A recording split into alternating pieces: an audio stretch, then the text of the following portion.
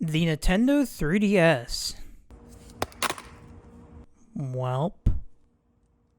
The 3DS, Nintendo's fifth best-selling handheld with a respectable 76 million units sold, and that helped them survive the Wii U days. Poor thing couldn't beat its older brothers. There's a lot of history revolving around the 3DS, including why it didn't sell well, which is easily explainable. However, that's not what this video is going to be about. Obviously from the title. No. In this year, that being 2023, whenever you're watching this, I'm going to be talking about the gems that came from the system. The games that I had the most fun with, and that I think are worth playing even today. Especially since the eShop is closing down. So join me on this retrospective as we start off this little series, jumping straight into it with my favorite Fire Emblem game on the 3DS. Fire Emblem Echoes, Shadows of Valentia.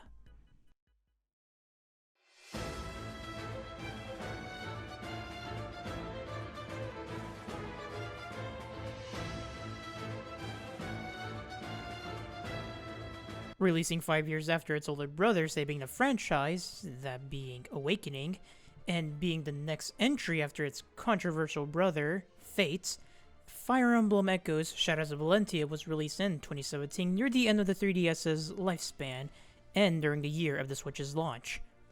But I think I'm getting too ahead of myself here. Before we could get into the game itself and its reception after release, we have to fully understand the background of the game. To do that, we must first look at the development of the game and see how it was conceptualized.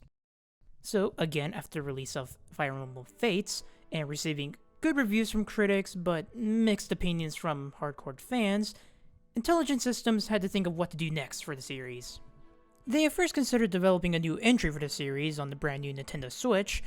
However, that decision fell through as they thought it was too early for them to develop a new game on the new system. So instead, they decided to make one last game on the 3DS. Though it was going to be an entirely new game, as that would have taken more time, and they were already working on one for the new Nintendo console. So they thought to remake an old game that never came out in the West. That of course being the second game in the series, Fire Emblem Gaiden, that originally came out on the Famicom in 1992. At first they didn't have any game in mind when they decided to remake a game, but ended up with Gaiden as it's considered as the black sheep of the series, with it having unique gameplay differences than what the series would end up with. More on that later, but also because it never came out in the West. So, with those reasons in mind, they decided that Gaiden would be the third FE game on the 3DS. When looking for someone to direct the game, they ultimately decided that Kenta Nakanishi would be the perfect fit, as within studio he's known to be a huge fan of the series, and more particularly with Gaiden. It's said that he had more of an attachment with the game, as he's mentioned before that after the passing of his father, he received some of his personal items, and one of them was a copy of Gaiden, which he used to play with him countless times. And if I were to choose someone to direct this game, then this guy is more than qualified, as he has more of an understanding and attachment with this game. So with that all said, and then adding multiple gameplay changes / additions, new characters, and further expanding the narrative, which is all I'll get into later in the video, the game was ready to be completed. As for one thing I'd like to mention, I would like to talk a bit about the title, specifically the Echoes header. Now, this was supposed to be used as part of the branding for the potential series of remakes that they would make. So, we could have gotten Echoes of Binding Blade, Genealogy of the Holy War, and etc. However, due to the sales of Shadows of Valentia, it's very hard to say if those will ever happen. I'll probably get more into it near the end of the video, so stay tuned for that. But yeah, the game was finally released on May 19th, 2017 in the West, but a month earlier in Japan. This was the standard back then, and it received decent reviews. Now, if you were to get a physical copy of this game, you could have gotten two different editions. You could have gotten the standard edition, which came with the game, of course, and with every copy, a reversible cover. Or you could have been cool and gotten the Giga Chat Limited Edition. This limited edition came with not only the game, but an art book as well, and 3 pens featuring Alm, Celica, and Marth. Why Marth? Well, for those who don't know, Valentia, the continent the game takes place in, is actually in the same world as Marth's. You'll sort of see the connections that the game makes later in the video. And also, I have somewhat of a funny story with how I got my limited edition, because I wasn't meant to get this. Let me explain.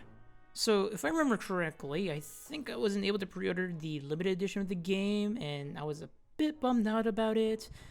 But when I went to go get it on launch day, the GameStop employee accidentally sold it to me, and of course I didn't say a word. The guy didn't realize the mistake he fucking did, but I already bought the game, so I just took that shit. And yeah, the rest is history. Back to the game itself, about what I just mentioned earlier about the game's alt cover. If you flipped it around, and you would see that the alt cover was the original box art for Gaiden on the Famicom, which I thought was just sort of a nice touch that they added just to pay homage to the original. Now, since this was released in 2017, this was still around the time where Nintendo still cared about amiibos, which meant that they of course released an ALM and Silicon amiibo alongside it. In America, however, they were sold in a bundle, but in the rest of the world, they were sold separately. Sadly, I don't own them. I would really love to have them, however, they are... well, you can see the price that they're at now. But that's all I really have to say for right now, and now that I finally set the stage for this game, and then some, I think it's time we actually get into the retrospective of this game, and see if this game deserved the spotlight that it didn't receive. So without further ado, let's actually get into it. Once upon a time, there was a god named Duma and a goddess named Milla who fought each other bitterly for an age. Hey, why did Milla and Duma have to fight so much? Couldn't they just say they were sorry? Let's promise we'll never end up like that, okay? Yeah, nothing will ever come between us.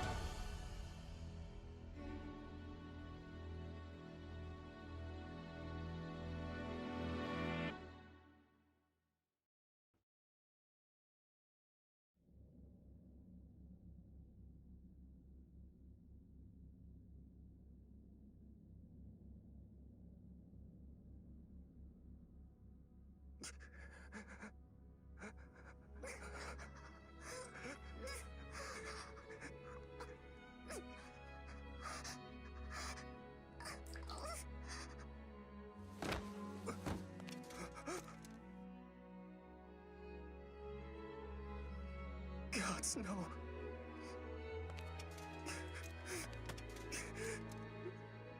Don't leave me, Celica. You can't. Celica! Celica! Say something, please! Celica!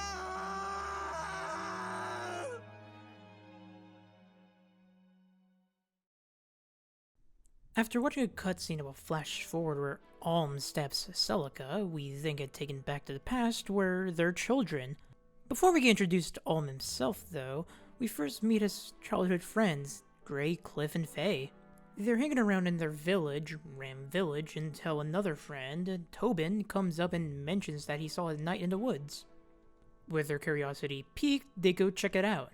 Then it cuts to Alm and Celica at a field of flowers where we see that they're very close with each other. All is nice until a sudden scream from Faye is heard. Alm and Celica rush to see what happened and find her being forcefully taken by the knights Tobin saw. Alm rushes in to drive off the knights, but one of them notices Celica and seems to recognize her. But not wanting Celica to be taken by them, Alm fights back and saves her. But being against trained soldiers, they're at a disadvantage. That is until Alm's grandpa, Myson, a well-respected soldier, comes to rescue them. And this is where we get into the tutorial of the game, but since we can't really do much, I'll just skip over it and a few gameplay details until the first battle. So, after driving off the knights, Myson makes the decision to move Celica away from the village, since now they know where she's located. For now, we don't really get a reason as to why she has to be put into hiding, but she has to be. Alm is of course upset by this, because he also doesn't understand why she has to leave, but he accepts it and promises her that he'll see her again one day. And thus ends the prologue of the game. We then get some lore about the continent of Valentia, that two gods ruled Valentia, Duma and Milla. Duma believed strength was necessary to rule, while Milla believed freedom was important. Because of these conflicting ideals, Valentia was split into two, with Duma ruling the north and Milla the south. But the gods' belief were starting to show their negatives, and the continent was starting to crack, and thus Valentia was at war because of it. There's then a time skip where Alm is much older now, and with him being much stronger now, thanks to Myson's training, Alm wants to journey out into the world. With the terrible state that Zofia is in, Alm wants to really make a difference and help the people. But Myson doesn't want to hear any of it, as he still believes that Alm isn't ready yet. This upsets and frustrates Alm, but he soon gets over it when he hears a commotion at the entrance of the village.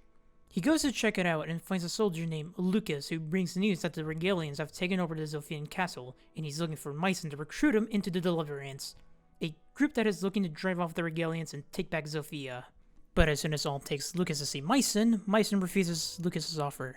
Not understanding his grandfather's reason, Alm takes the opportunity and decides he will join the Deliverance alongside Gray and Tobin. So with that, they head off to the southern outpost to reclaim it. Now, I should mention this here before I continue, but although the Cliff and Faye may seem like they're important characters, they're completely optional as to whether or not you want to recruit them. Yeah, it's not only them, but there'll be some other characters that you could just simply decide to not recruit, and I don't really see why you won't want to, but the option's there if you want to do like a challenge run.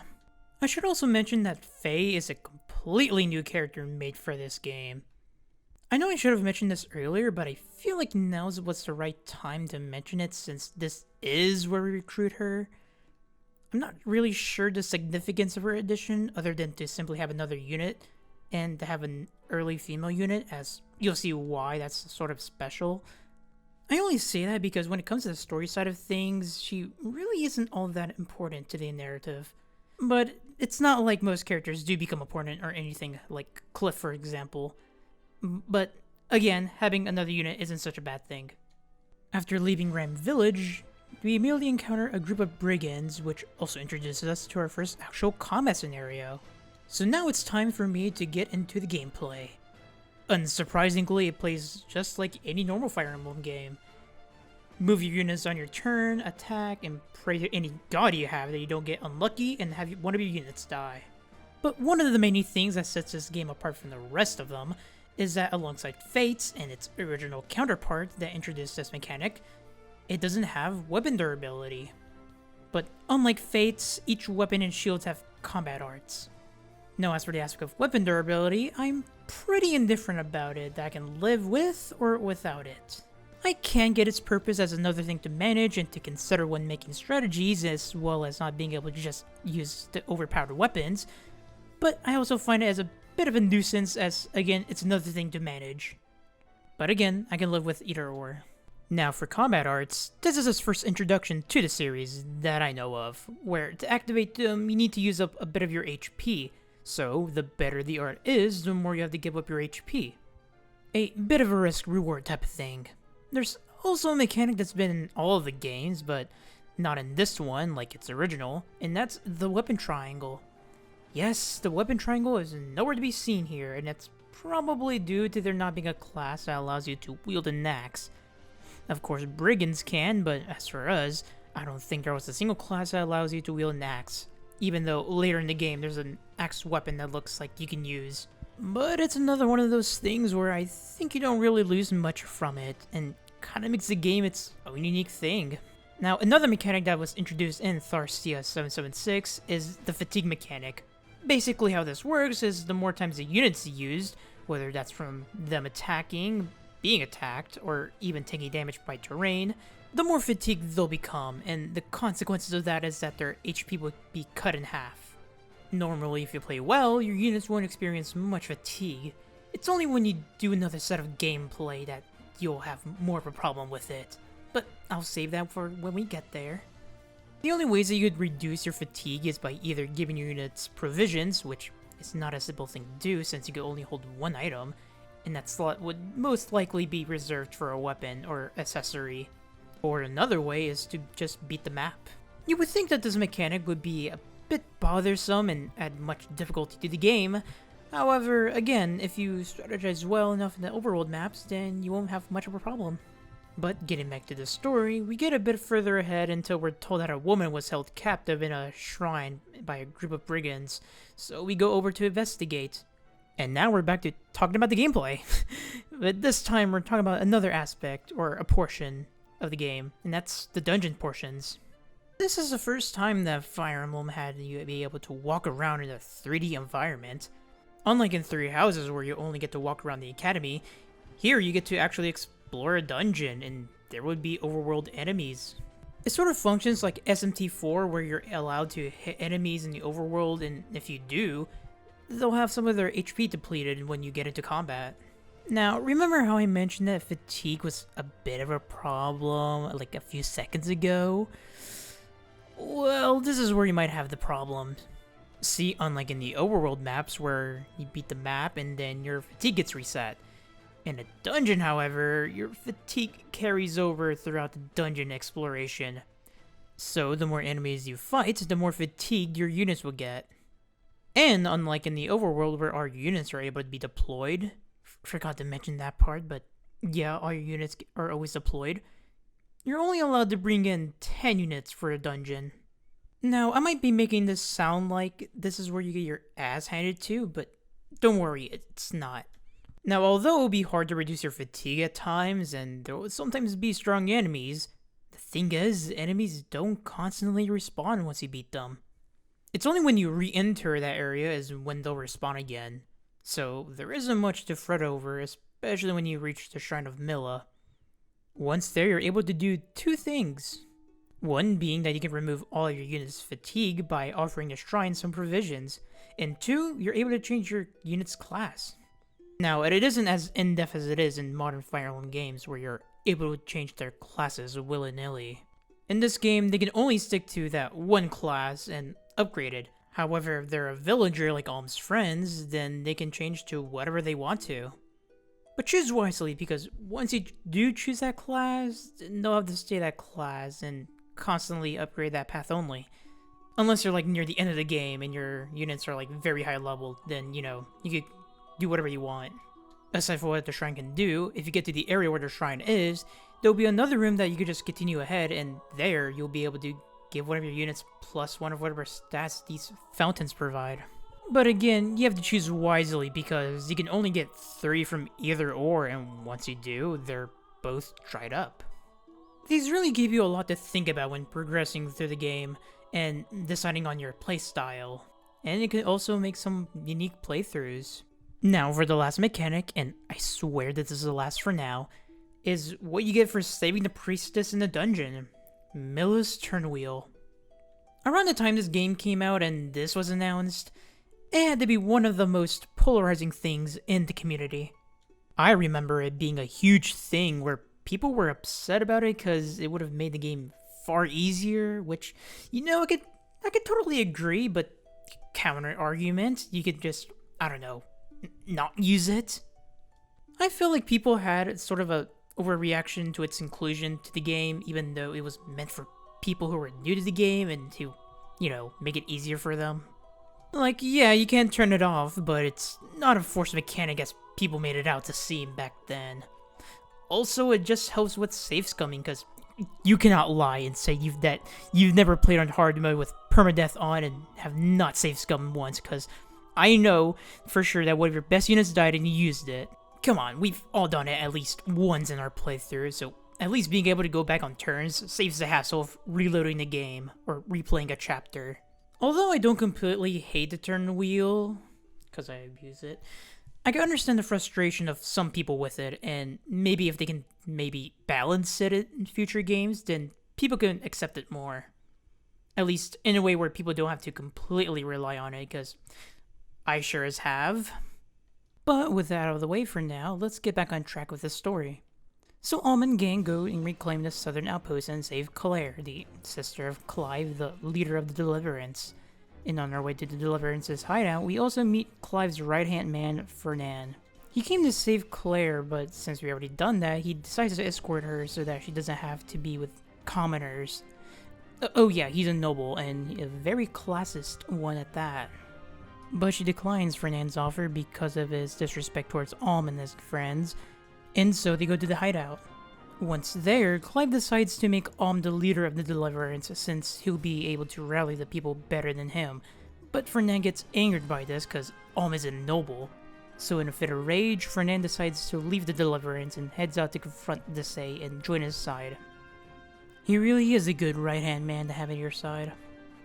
But after their conversation, we finally get to meet my favorite antagonist in this game, Berkut.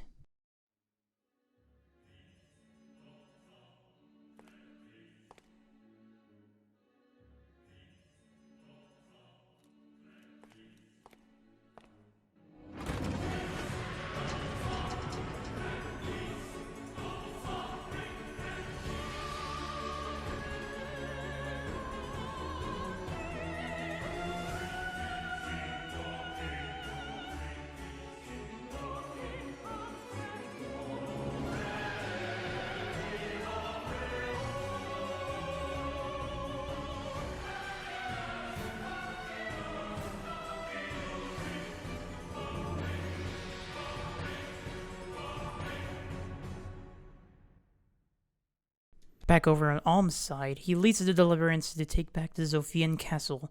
But before they can reach Desai, he runs tail and escapes. So with that, Alm and the Deliverance reclaim Zofia Castle, and in the castle, an old man tells Alm that his grandfather, Myson, never had children. Although mysterious as to what this means, Alm is then distracted when he meets Myson at the top. He doesn't get mad or upset at Alm, but rather questions him if he's ready for his destiny and ready to lead the people. Alm says he is, and looks upon the people, cheering for him, thus ending the first act.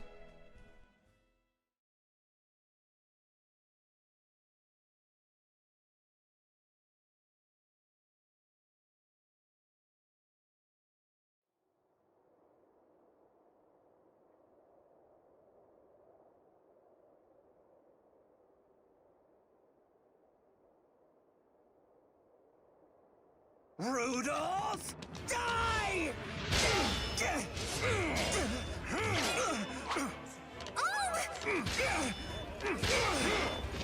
You took everything!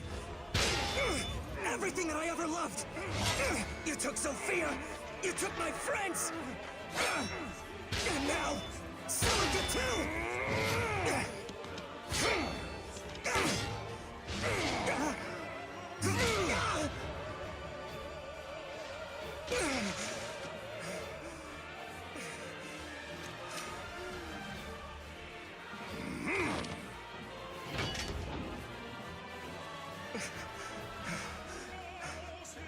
Please stop!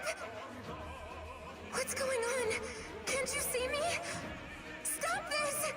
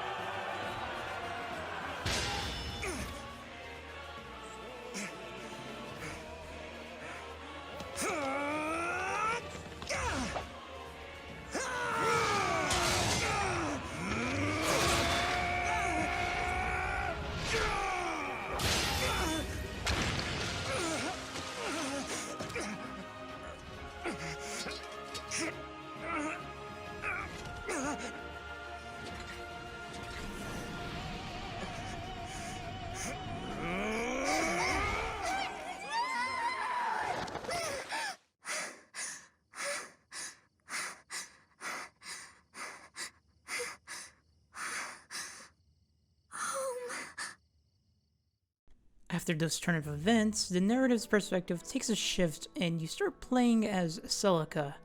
On her side, she gets woken up after having a nightmare about fighting for his life against a man we have yet to see. Later in the day, she makes the decision to set off on a journey to Milla's temple to figure out what's happening and why Zofia is in the state it's in. In their conversation, it's also revealed that Celica is the last and thought to be dead princess of Zofia, and that's why Mycen took her into hiding. But with Celica determined to see her journey through, she heads off with her friends Bowie and May. And Jenny as well, if you decide to recruit her. One of the differences with starting off with Celica is that you start off with 3 mages and 1 optional healer. Well, Celica is both a sword user and mage since her class is a priestess. And the way mages work in this game is completely different to how they work in other games. Normally, magic would have its own stat and you would have to use a tome. However, in Valentia, magic is attached to the attack stat and using it consumes HP. Because of this, it could sometimes leave them vulnerable if they have pretty low HP, or put them in danger if they use it consecutively around enemies. Back to the story, when Celica and group reach the port, they are stopped and not allowed to sail because of an overabundance of pirates around the area. So to progress, they hire a mercenary named Saber and set sail. As Celica leaves, we also get introduced to the villain that would be a thorn at her side, that being Jeddah. On her voyage, Celica decides to go after the Pirate King and get rid of him to make the sea safer. And when she does get to his hideout, she meets a group that's also after him. That group belonging to Valbar, who after defeating the Pirate King alongside him, he decides to join your side. And although he seems important, especially since he's in the original game's box art, in actuality, he isn't. After killing the King of Pirates, she finally reaches the mainland and hears news about the Deliverance's accomplishments. When given a description of the Deliverance's leader, Celica assumes it to be Alm and visits the castle to find out. And upon reaching the castle, she's suddenly ambushed. But she's then saved by a mysterious man who shows up out of nowhere. Together they drive off the enemy, but when Celica goes to thank the man, he is nowhere to be seen. So, Celica brushes it off for now and goes inside to reunite with Alm. The enemy that escaped also encounters Slade and brings him to Jeddah to make an alliance.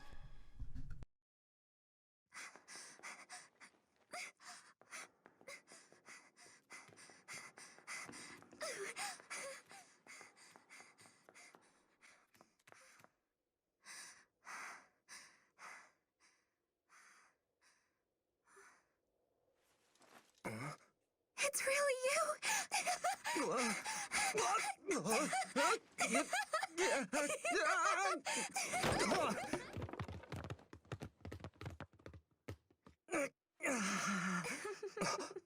Wait a sec. Celica? Is that really you? Celica? I'm so glad to see you. I have dreamt about this day for 7 years.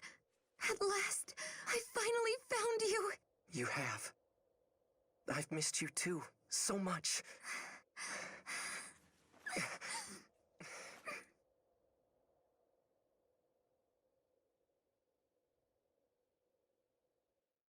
Inside the castle, Celica is ecstatic to meet Alm again after so many years, but their happy reunion falls apart when Alm offends Celica by wanting her to join the Deliverance with him. Celica angrily declines as she doesn't want to resolve the conflict with Rigel with bloodshed. So because of their different views, Celica storms off, ending the second act.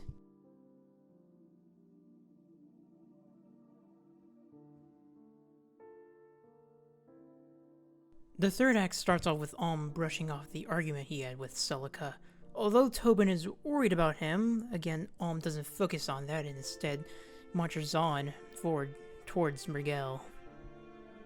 On Celica's side, she's acting the same as Alm and mainly focusing on her journey. Before she goes through a mountain path, however, She's stopped by the mysterious man, warning her that it's dangerous to continue on that path. He then leaves, and instead of Celica listening to him, she instead continues down that said path, but is then stopped when the mountain begins to crumble. She's once again saved by the mysterious man and continues on her journey, though her path to Alm is cut off by the rubble. Now, this is where we start to have access to both Alm and Celica. Because we're able to choose which side we want to continue with at any time, I'll mainly be focusing on Alm's path for now. With Alm, we progress a bit until we encounter a group of Regalian soldiers that are led by Fernand. Clive is shocked at the revelation that Fernand betrayed him and joined the enemy, but Fernand doesn't want to hear any of it from Clive and drops a bombshell, sharing the info that Mycen never had children, meaning that Alm isn't related to Mycen. But after beating him, he escapes, and a bit further ahead we encounter him again, but this time at the side with Berkut. Berkut tells Alm that he decided to show himself to him to test his strength. He then notices Alm's mark on his hand and gets angered, not believing that Alm's special. But he ends up being defeated by Alm, and he falls back. Now knowing how strong Berkut is, they proceed forward cautiously to Desai's fortress to save Matilda. Once arriving there and getting through his defenses, they save Matilda, but Alm is troubled by Desai's dying words. Going inside the castle, however, Alm finds the royal sword, which is said to be that only those with royal blood can lift it. Seeing Tobin not able to pick it up, Alm decides to give it a shot, and everyone is surprised to see that he's able to carry it, which leaves more questions about Alm's family. Aside from Alm, we see Berkut return to the Regalian castle to meet with his uncle, Emperor Rudolph. Being bitter about his defeat, Berkut begs to be given a second chance to bring down Alm if they are to get past the Solace Gate. Rudolph does give him a second chance, and Berkut makes his way towards the border. But before he heads out, he meets with Nui Baba, who asks him if he wants to be stronger, with the cost of offering himself to Duma. But Berkut would rather win by strength alone, so instead she gives him a mirror for him to use as a last resort. Although Berkut has no use for magic or tricks, he reluctantly takes it and heads off. We go back to Alm, and he makes it towards the Solace Gate, where we find Dulthea, Luthier's little sister who, in a village a bit back, asked us to free her from her mind control. So we do that and defeat Tatara, freeing Dulthea and taking back the Solace Gate. To progress forward though, they need to open the gate, but the problem with that is if they do, then they'll cause a major flood. The only way to prevent that is if someone opens the gate from Milla's temple, which means that we have to switch over to Celica to do that. Going back to after the landslide and after her separation with Alm, Celica encounters two Pegasus Knights that need some help, and after helping them out, they turn out to be Katria and Paula. Yeah, I don't know if I mentioned this before, but yes, this game takes place in the same universe as within the first game. You know, the one with Marth. But the sisters are looking for their third sister, Est, who was captured by brigands, so we decide to help them out, which leads us east to a desert area.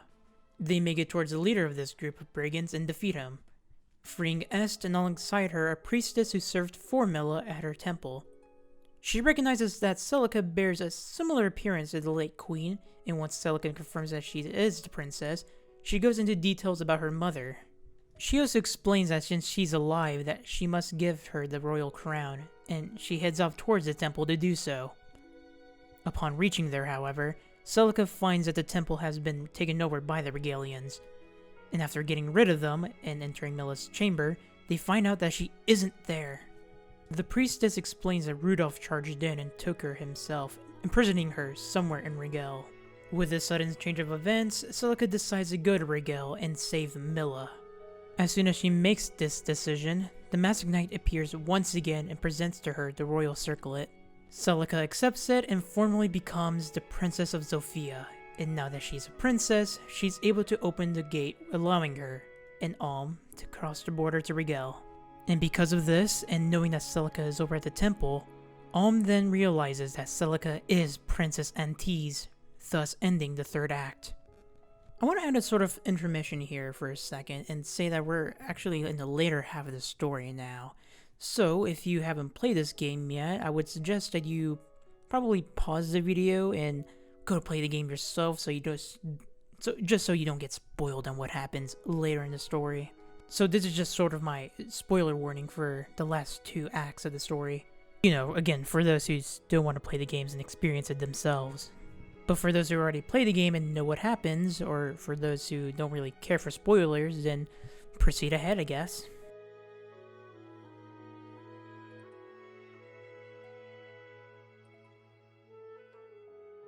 The act opens with Alm receiving news that his offer for peace towards Rudolph was declined with silence. So with that, he makes the decision to march forward. Though as he approaches Rigel, he finds the weather to be vaguely similar. And after crossing the border, they're stopped by Berkut and his men, and after some spiteful words thrown at each other, both armies clash together.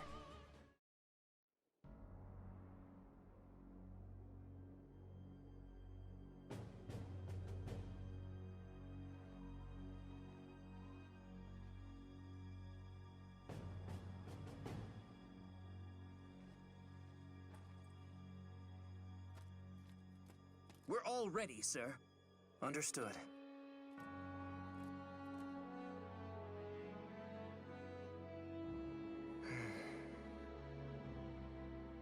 What is it, sir? Sorry, I'm ready. Warriors, it's time! Time to defeat Emperor Rudolph and bring this bloody war to an end! Now then, who will defend Sophia?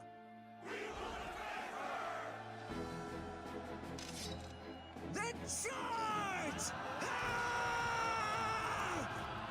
Ah!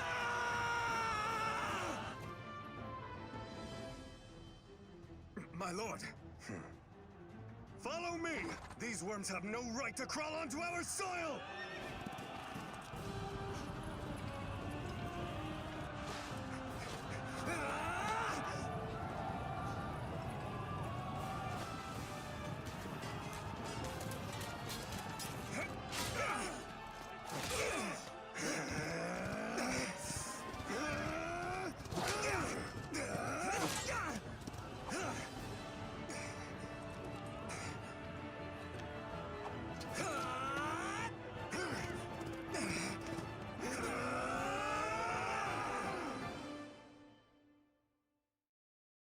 But as it's no surprise, Alm comes out victorious again, leaving Berkut angered, and in a desperate move, he uses the mirror Nui Baba gave him.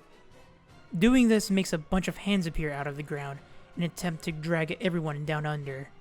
But suddenly, the charm that Celica gave to Alm suddenly glows and cancels Nui Baba's magic. During this whole event, Berkut retreats to fight Alm another time, and now knowing what Rigel has up their sleeves, Alm moves forward. They make it towards a fork on a road where one leads to Nui Baba and the other towards the castle. While Alm is thinking about which way to go, his attention is suddenly grabbed by a voice that sounds like Celica, telling him to save him from Nui Baba. Desperate to find out if this is true or not, Alm goes towards Nui Baba to save Celica, but once he gets there, he finds out that it was a trap. So now being in her domain, Alm fights his way towards her to get rid of her and to save all the innocent people that are imprisoned there. Once getting rid of her, they save a priestess named Tatiana, and they make their way back towards Rudolph. But they are stopped by more Regalian soldiers, and among them is a paladin named Zeke, who, if you're a Fire Emblem fan, should look very familiar. With the help of Tatiana, he joins our side and gets rid of the Regalians. And once the fight is over, Zeke goes over to talk to Alm, and he notices the mark on his hand and tells him that Rudolph told him that Alm is destined to save Rigel and all of Valentia. With more mysteries piling up, they move forward but are soon stopped from continuing after a sudden earthquake blocks their path. Unable to progress, they have to wait until another path opens up. Switching over to Celica, she goes through the dead man's mire, and upon entering the area, she hears a voice, but thinks nothing of it until the further in she goes, she hears the voice again. Chasing after it, she encounters Jeddah, who tells her that he'll release Milla if, and only if, she gives up her soul to him. He explains that he needs her soul so that he can calm Duma and Milla so that they don't continue to slowly bring themselves to ruin, because if they do, then Valentia will continue to get worse. He then leaves, saying that he'll wait for her answer at Duma's tower. Celica continues on and reaches Dol's Keep, and upon clearing all the enemies there, one last survivor tries to force Celica to go with them by threatening May's life. Celica almost does go along with them, but is then stopped when the masked man comes in to save her. He gets angry at her for even attempting to go along with them, and then he reveals that he's Celica's thought-to-be-dead brother, Conrad. Now, I should also explain here that Conrad was never in the original game. He's also a new character that at first seems important, but after his reveal and the next location that they need to go to, he really isn't that important anymore. But that could be said with like most of the new characters that are added in this game. Except for Berkut, he's actually important to the story. But speaking of the next place they need to go to, Conrad mentions that they should go meet Halcyon, the man who raised Conrad, who lives in a secluded village that no one knows about. To get to the village, they go through the Lost Treescape, which is a woods that's designed to be tricky to navigate through. But they eventually find the village and meet Halcyon, who pretty much brings up the marks on both Alm and Celica's hands and questions his purpose. He then asks if Celica has any requests, which she doesn't, other than to talk to Alm. So, through some astral projection, she talks to Alm and apologizes for the way she acted towards him. And after that, she tells him what happened to Milla and how Emperor Rudolph attacked her temple, and that she's being held in Duma's tower. After that info, Alm shares with Celica how he finally knows her real identity as being the princess. And after their heartfelt talk, Celica head towards Duma's temple. On her way, however, they encounter Jetta, who only shows up to do some trolling and tells Celica to see him at the top of Duma's tower. So there she goes, and she makes it to the top and meets with Jetta again. Wanting to see where the goddess is, she shows Celica the state that Milla is in, and shows her in a stone-like state with the legendary sword Falchion pierced into her head. With everyone stunned with this surprising revelation, Jetta demands for Celica's soul, and she caves in, hoping to bring back the gods to the state they were, even though the rest of the party opposes to the idea. But it's all too late as Jetta teleports them elsewhere and takes Celica, ending her side of the story for now. Back to Alm, the path that was blocked due to the earthquake suddenly becomes open again, most likely due to Halcyon's magic.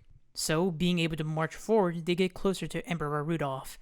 But upon getting closer to the castle, they get stopped by Slade, who throws a couple of words at Alm and Clive about how they should give up.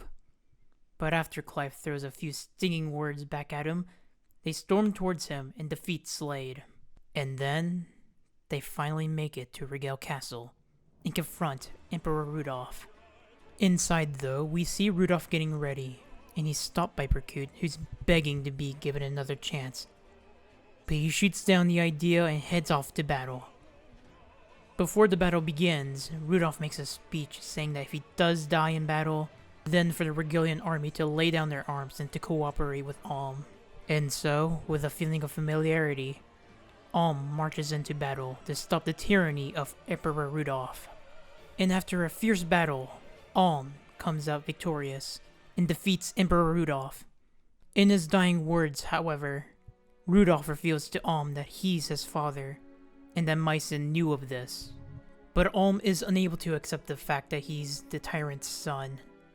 And as a final favor, Rudolph asks Alm to take the legendary sword Falchion and to kill Duma with it. With that being the last thing he has to say, he silently dies, and in a state of shock, realizing that he killed his father, Alm breaks down. No, wait! Emperor Rudolph! Were you truly my father? Then I've just... Oh, gods! What have I done?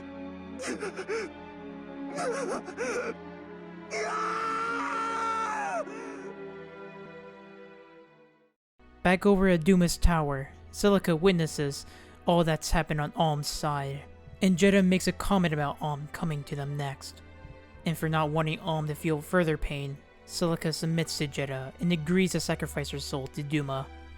Inside Rigel Castle, Alm meets Mycen, and with his life being turned upside down, he questions Mycen for the truth. He confirms that Alm is indeed Rudolph's son. Alm is angered and upset for being lied to for his entire life, as well as having killed his father. but Mycen explains that this was all Rudolph's idea.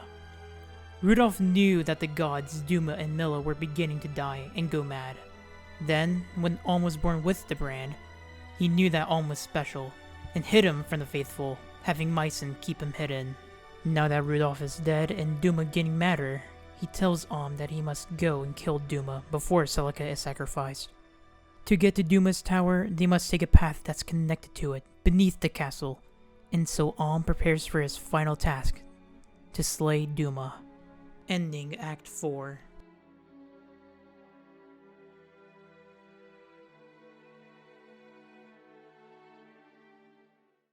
The final act begins with Berkut having heard the news that Alm was Rudolph's son, and with him being in a state of jealousy and denial for all the works he's done trying to be the next king was all meaningless. He then snaps back into reality, not knowing where he is, then suddenly hearing a voice that's calling for him, telling him to accept him, only for Berkut to realize that it's Duma calling him. Renea then shows up and tries to calm Berkut, but he then lashes out on her, on how he wanted to be the next emperor, and for her to be standing with him. But Renea reveals that being empress didn't matter to her in the slightest, and that being with him was enough for her to be happy. Misunderstanding her, Berkut goes crazy and calls for Duma's strength.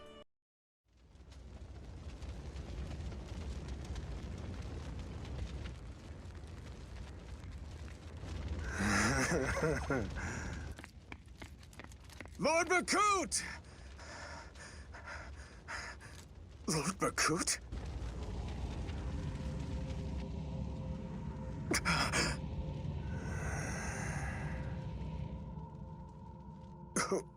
Who are you? What have you done to Lady Renea?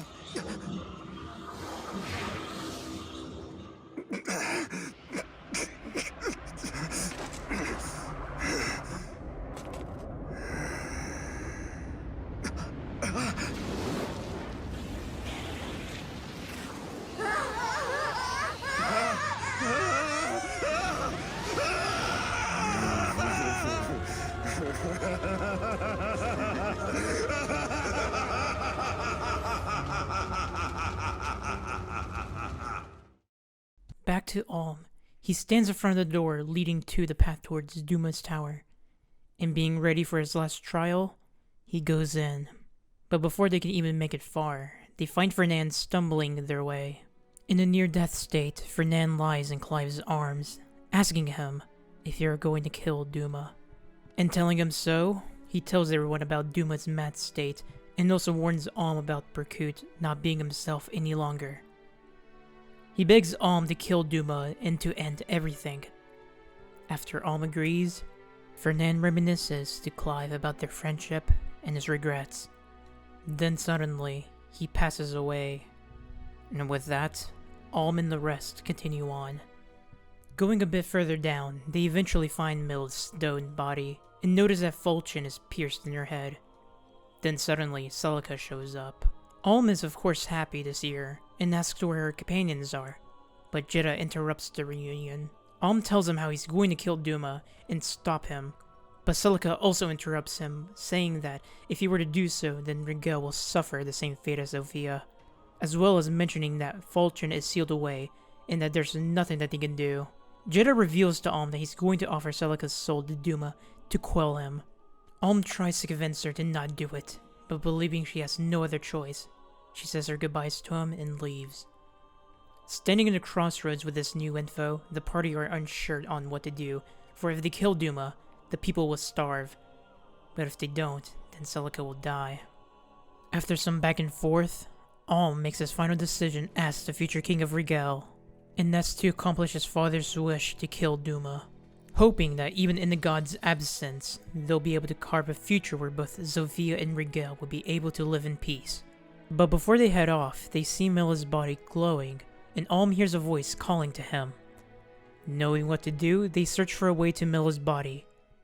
Cutting to Celica, she asks Jetta to fulfill his end of the bargain, to free Milla.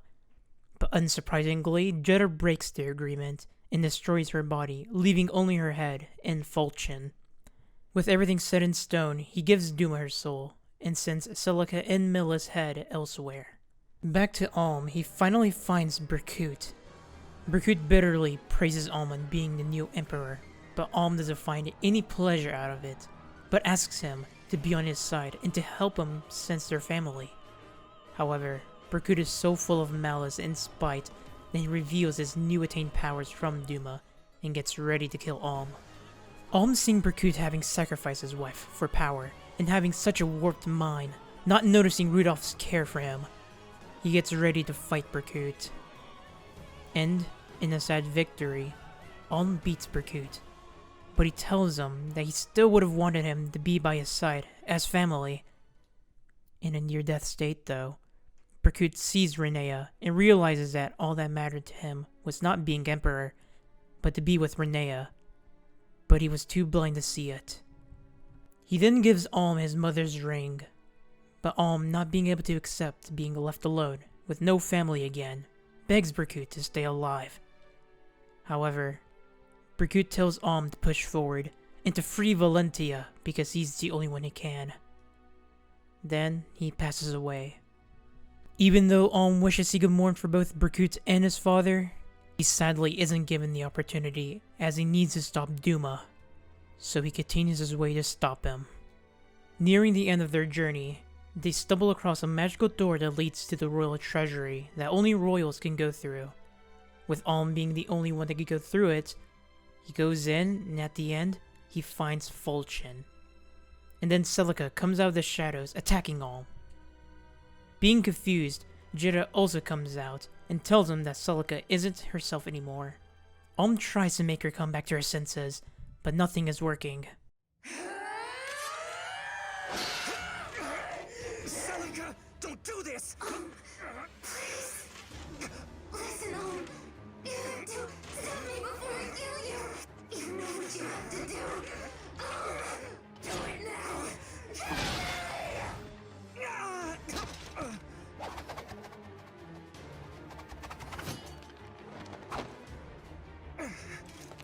Are you crazy?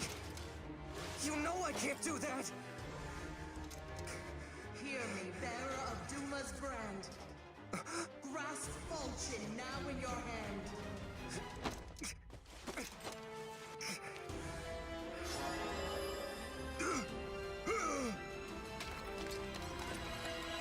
What's this? What is the boy doing?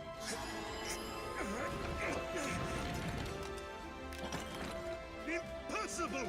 No one should be able to unbind that blade!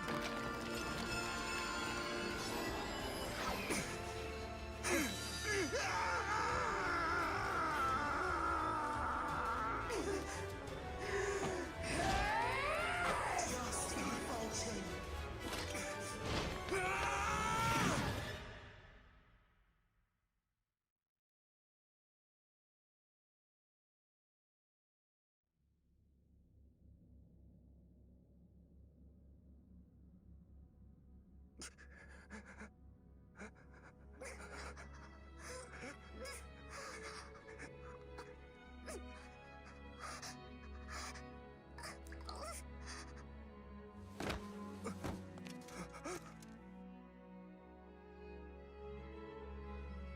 Gods, no.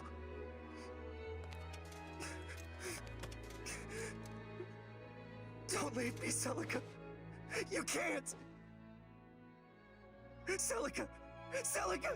Say something, please! Celica!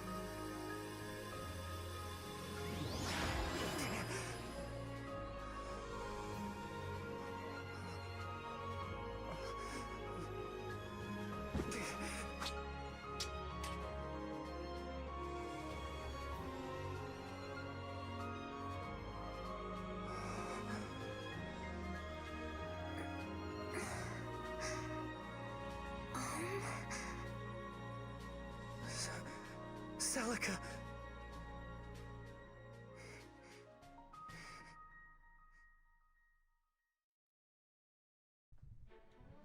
Celica, being back to her old self again, says that she doesn't know what happened, but she heard a voice. That's when they both hear Milla's voice, and she appears before them.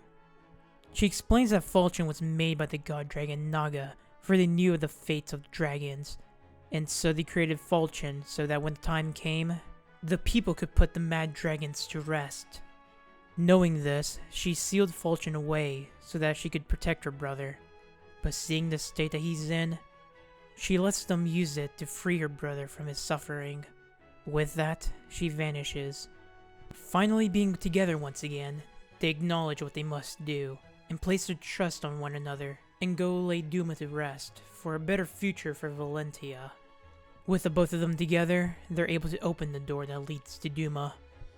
Once opened, they head in for their final fight.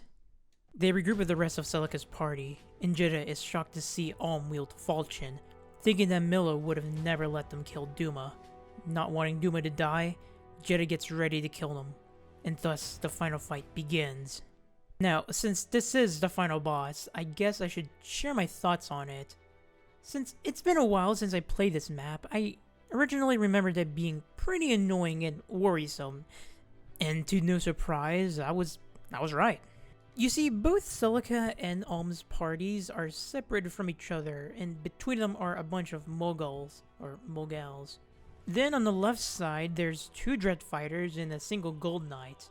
Unprepared or not noticing them, they could fuck your shit. Also, since this entire act was mainly in a dungeon, if you used up most of your time wheels, then they don't get replenished for this fight, which can be troublesome depending on your skill level. Then on the top right are 2 Bow Knights, 2 Witches that can summon more witches, a Mage, and Duma who can summon Moguls. Then there's Jetta in the middle right, who also can summon Moguls. It doesn't help that Moguls have a chance to multiply, so overall you could just get overwhelmed by enemies if you're unprepared. It also doesn't help that most of the path is a swamp tile, which can do 5 damage to you per turn, and that Duma will sometimes unleash an AoE attack that nearly does half damage to everyone. And it's not like you can easily get rid of Jetta with regular units. No. The only way to damage him is to kill him by using Falchion, who can only be used by Alm. So if Alm has low resistance stats, then you have to pray that he doesn't get demolished by Jetta, making you redo the final fight. Also, you would think that Celica would be able to damage him since she's also a protag, but nope, only Alm can. For Duma, however, anyone can attack him, but you'll be doing more damage with Falchion. But even then, you'll be wary of getting close to him because he hits like a fucking truck. Basically, you have to plan very carefully for this final fight, if you're trying to keep your units alive after the fight, that is. But once you get Duma's health down to around 45, and use Alm to attack him, then you've essentially beaten the game. It's over, Duma. Barkut, Fernand, Milla, even my father. They and countless others lost to us, tainted by your... But that chain of tragedies ends here. My heart is full of thanks for all you've given man, O divine Duma. Without yours and Milla's bounty, Valentia could never have existed. They would never have been born into this world. Never tasted joy. So please, do not suffer any longer. Let all of our pain end here. Allow your great and weary soul the rest it deserves. Take this!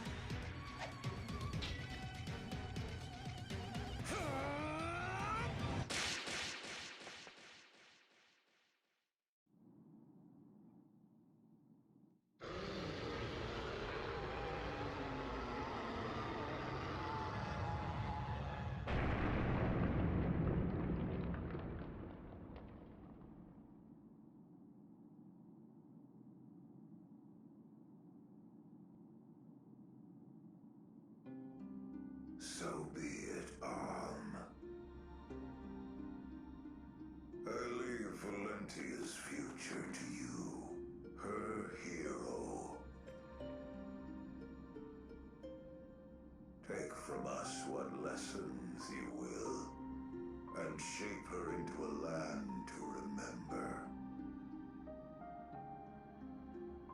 Make her strong like Duma, and fill her with Milla's love.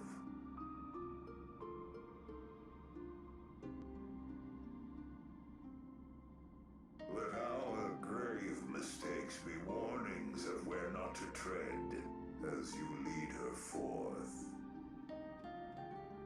Now we shall sleep, and never shall you disturb our slumber.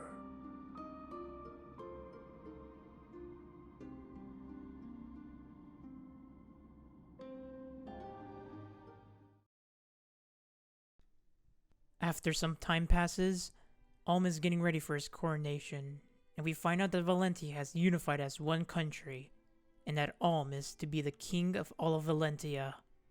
So together with Celica, they steer Valentia to a path of peace, ending Act 5, and the story of Fire Emblem Echoes, Shadows of Valentia. Now I say that's the end of the game, however, there is a 6th act that allows you to enter an extra dungeon to fight a secret boss.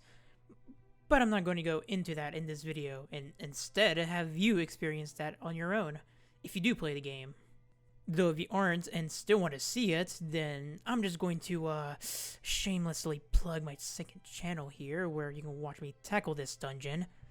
Link in the description. There's also DLC that was made for this game, but nobody talks about that.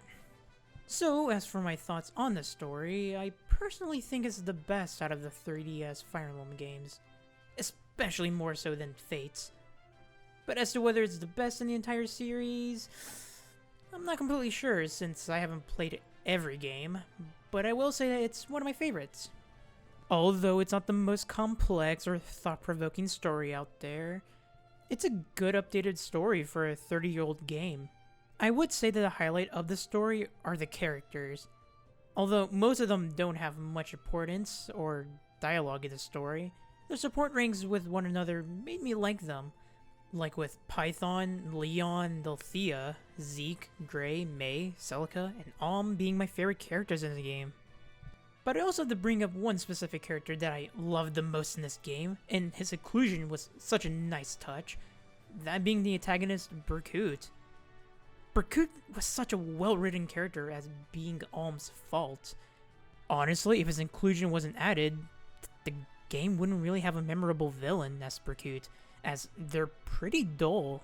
With Rudolph only being shown near the end of the game, and Jetta just being the standard cookie-cutter villain, I just love how the voice actor was able to emote such emotions out of Berkut, and just made him such a memorable villain.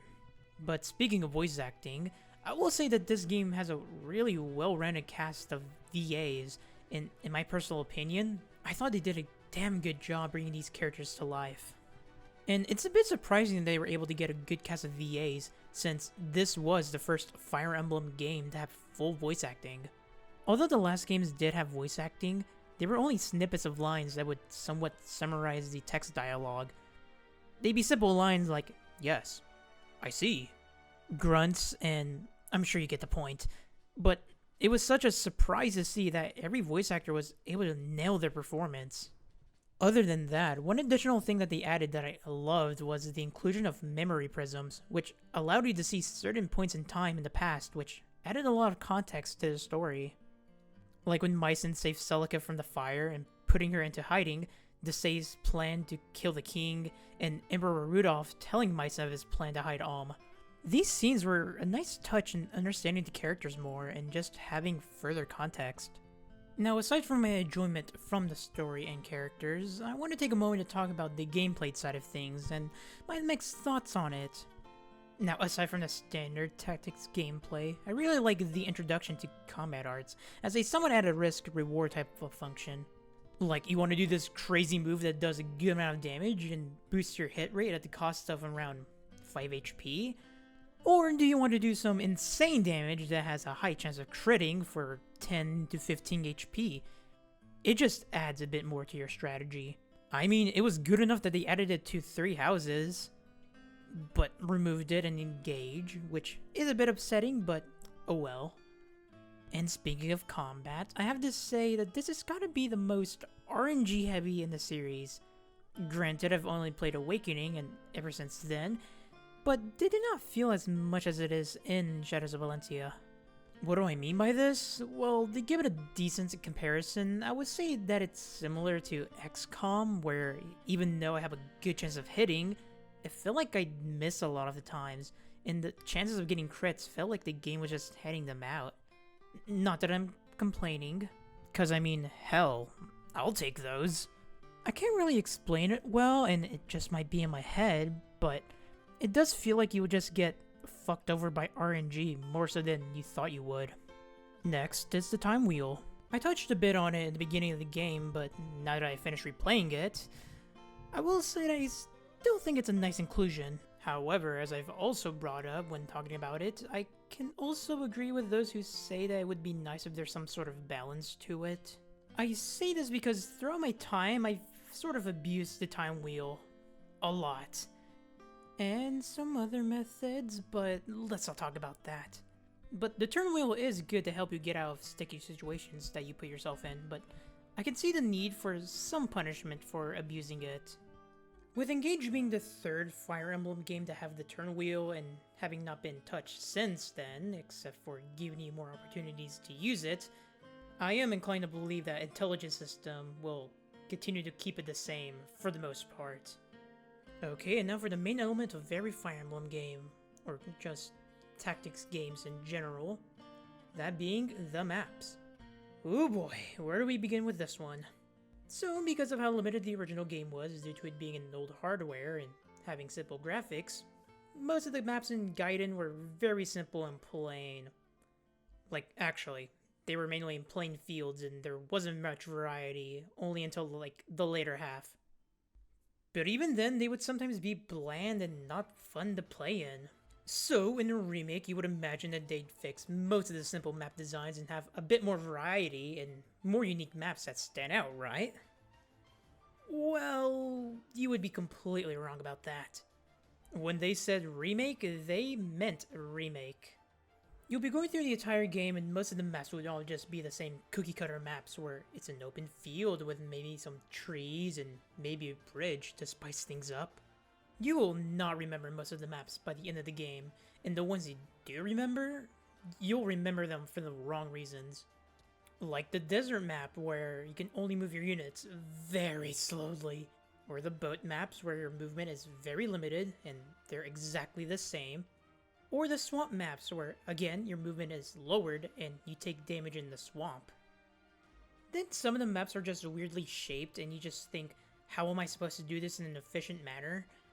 Like, I get wanting to keep the spirit of the original game intact so that those who played Gaiden will have that sweet, sweet nostalgia, but holy shit, if you have the opportunity to fix some of the maps in a remake, then fucking take the opportunity, dude. Sorry if I sound mad or annoyed, but man, if you play the desert or swamp maps in this game, then you would just be pulling your hair out in frustration, as well as encountering some of the enemies in the later half of the game. But since we're on the subject of the levels, I should mention my thoughts on the dungeon portions of the game. Now, I like the concept of exploring dungeons in this game, but I do have a few gripes with it. One of them is the camera controls. As you might know, the 3DS did not have a C-stick to control the camera, so normally in this game you would not be able to control it. The only way to move it would be to just stand still and use the R button to reposition the camera to where you're facing. But thankfully for myself, I originally played this in the new 2DS, so I had a C-stick to work with, but man, I feel bad for those who just had to suffer. Another slight complaint I have is the length of dungeons, or at least the fatigue mechanic when you're exploring a dungeon. Now, if you were to explore a dungeon and it happened to be a long one, or you wanted to explore more of it, then you would have to be very cautious of your fatigue. Which, normally I wouldn't have much issues with, but if they're very long, like the post-game dungeon or the last one you have to go through for the final boss, then you better have made sure to conserve your provisions. Because if you didn't, then you'll have a hard time lowering your party's fatigue, and you'll just have to suffer the consequences.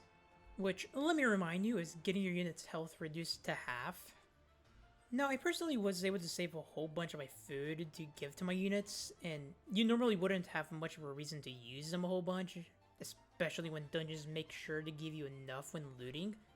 But it's something that's a bit annoying to micromanage when you're exploring. But other than that, I would definitely like to see the dungeon portions being added in a future Fire Emblem game, just as another attempt at it to see if they nail it, but I doubt we'll see this feature ever again. After talking a bit negatively on the game, what are my final thoughts on this game?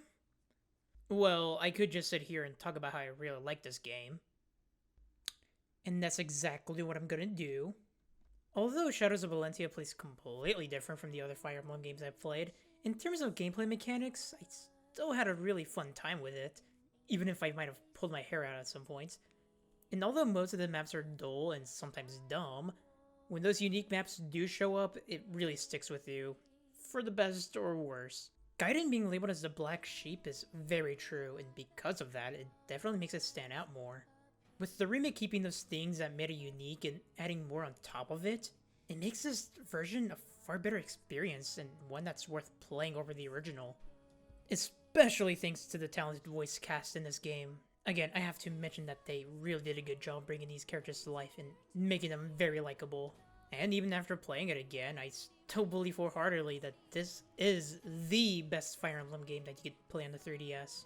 Now, giving it the praise that it deserves and standing by the fact that it's the best Fire Emblem game on the 3DS, there might be one question that you might have, especially since I never answered it. That being, how did it do sales-wise? Well, comparing it to the other Fire Emblem games on the 3DS, it was the lowest out of the three, by a huge margin.